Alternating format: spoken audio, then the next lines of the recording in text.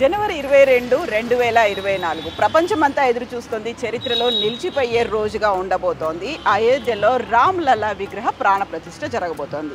అందరూ అయోధ్య రాముడి గురించి మాట్లాడుకుంటున్నారు. శ్రీరామచంద్ర ప్రభువుకి సంబంధించినటువంటి దర్శనీయ స్థలాలు ఎక్కడున్నాయి, ఏమున్నాయి, వీటన్నిటి గురించి మాట్లాడుకుంటున్నారు. అండ్ రామ్లలా విగ్రహాన్ని ఎవరు చేశారు, వీటన్నిటి గురించి మాట్లాడుకుంటుంటే హైదరాబాద్కి సంబంధించి కూడా రాముడి విగ్రహంతో ఒక కనెక్షన్ ఉంది. ఆ విగ్రహం గురించే మనం మాట్లాడుకోబోతున్నాం. లోకాభిరామం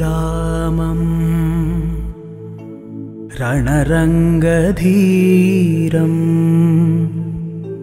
రాజీవనేత్రం రఘువంశనాథం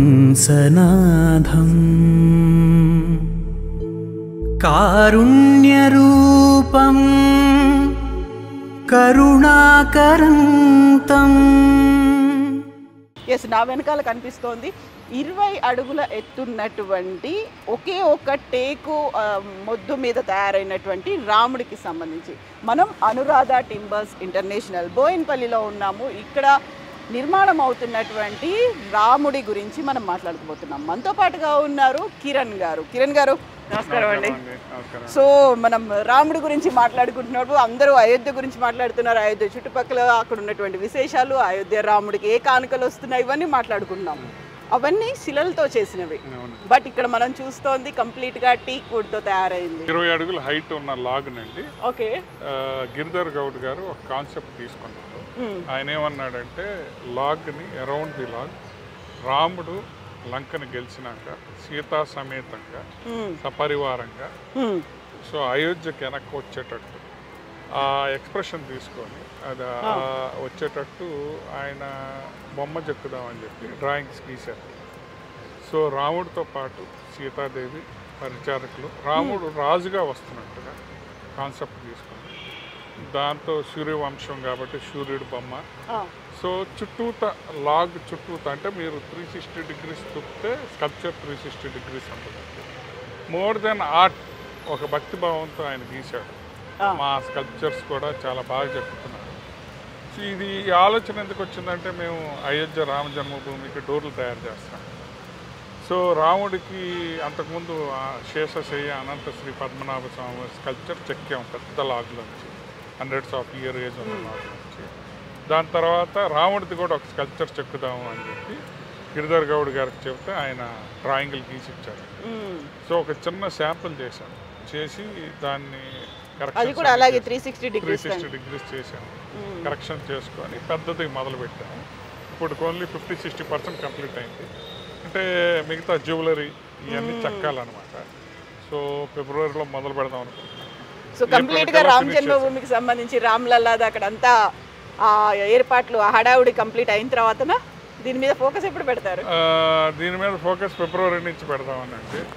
సో టీముని తీసుకొచ్చి మొత్తం మళ్ళీ ఆర్టిస్ట్తో కూర్చొని ఇప్పుడు ఏదన్నా చేస్తే గాడ్ ఈజ్ అబవ్ us అంటే మనకంటే గొప్పవాడు. ఆ గొప్పతనం అనేది స్కల్ప్చర్లో చూపించాలి, మనం ఆరాధించాలి, ఎవరన్నా చూడంగానే దండం పెట్టుకునేటట్టు విగ్రహం చెక్కాలి. సో ఒక డివైన్ ఎనర్జీ, పాజిటివ్ ఎనర్జీ, ఒక పవర్ఫుల్ ఎనర్జీ అంటాం, ఒక భక్తి భావంతో డివైన్ ఎనర్జీతో సో బాగా చేద్దామని చెప్పి చాలా ఫోకస్డ్గా ఉన్నాము. సో ఫినిషింగ్ అయినాక మీకు అయితే ఇప్పుడు మన ముందే రాముడు ముందు ఉన్నాము అంటే ఇది ఎగ్జాక్ట్ గా ఫ్రంట్ పార్ట్ అంతే కదా? ఇది రాముడు నిలబడి ఉన్న పొజిషన్. సో రాముడి కింద ఇమ్మీడియట్ గా అదే ప్లేస్ లో హనుమంతుని పెట్టేశారు. రాముడు భక్తుడు కనుక హనుమంతుడు భక్తులందరూ కలిసి రాముడికి సేవ చేస్తారు. ఇక్కడ ఋషులు ఉన్నారు, అందరూ ఉన్నారు మేడం. ఇంకా చెక్కాలి. సో దాని డీటెయిలింగ్ మొత్తం చెక్కినాక వచ్చింది. సో రాముడితో పాటు సీతాదేవితో పాటు రాణి కాబట్టి పరిచారకులు. సో దాని తర్వాత సుగ్రీవుడు కూడా రాజు కదా. సుగ్రీవుడి కింద జాంబవంతుడు, తర్వాత విభీషణుడు, అంగదుడు పైన. విభీషణుడు కూడా రాజు కాబట్టి ఆయనతో పాటు రాక్షసులు వచ్చినట్టు చూపించాము.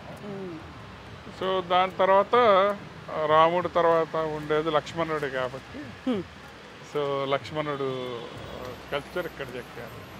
సో వాళ్ళతో పాటు పరివారం మొత్తం.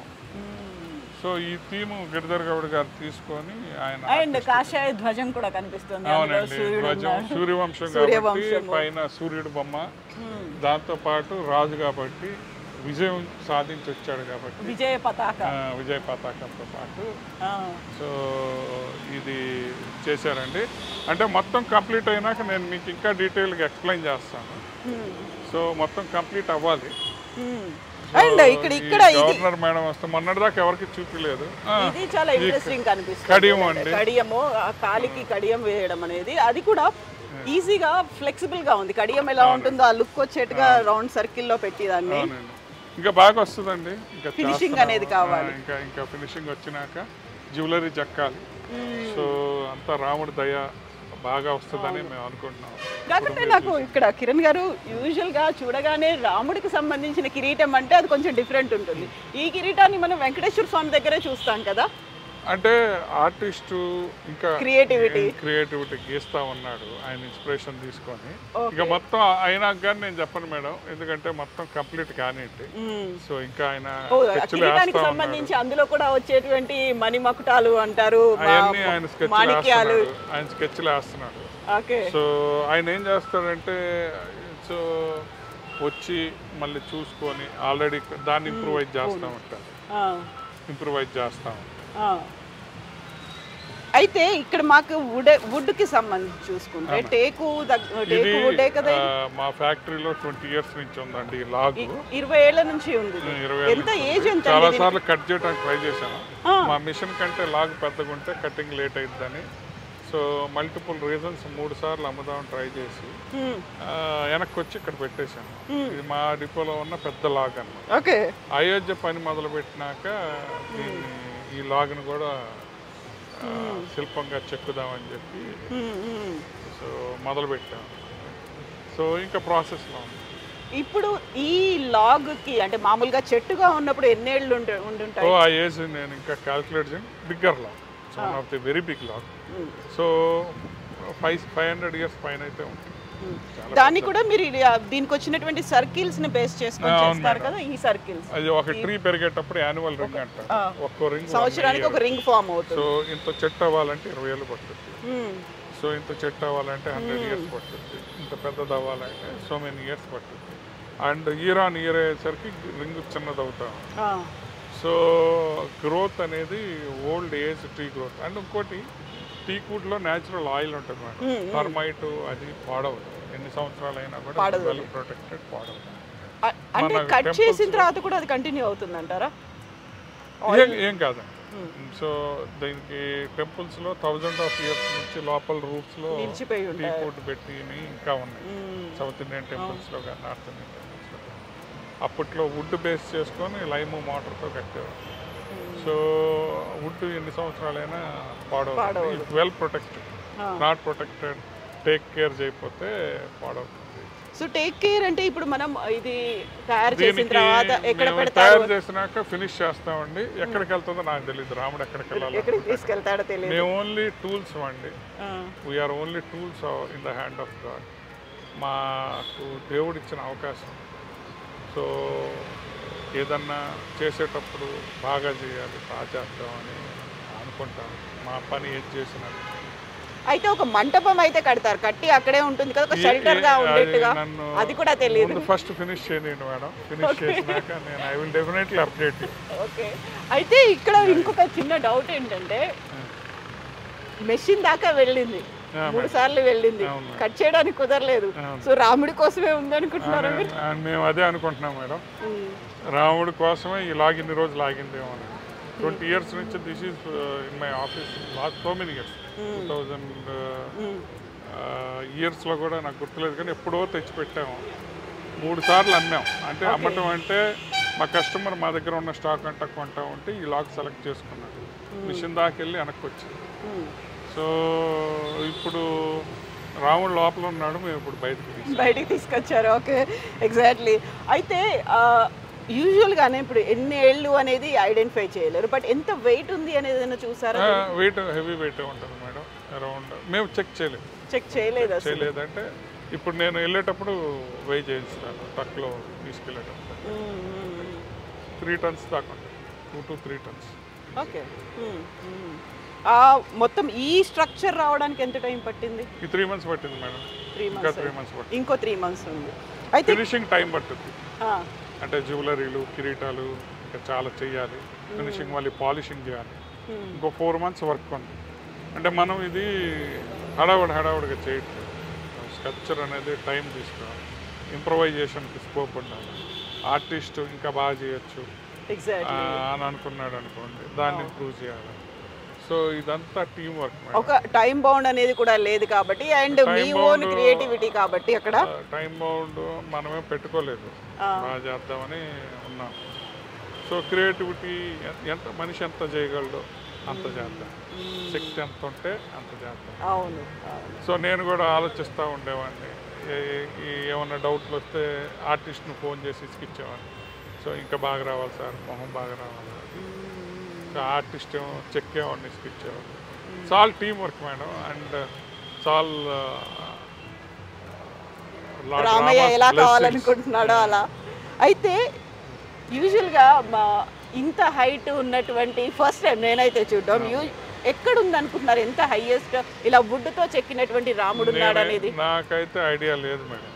సో నేనైతే ఎక్కడ చూడలేదు. ఉండొచ్చు, ఉండకపోవచ్చు, మనకు తెలియదు.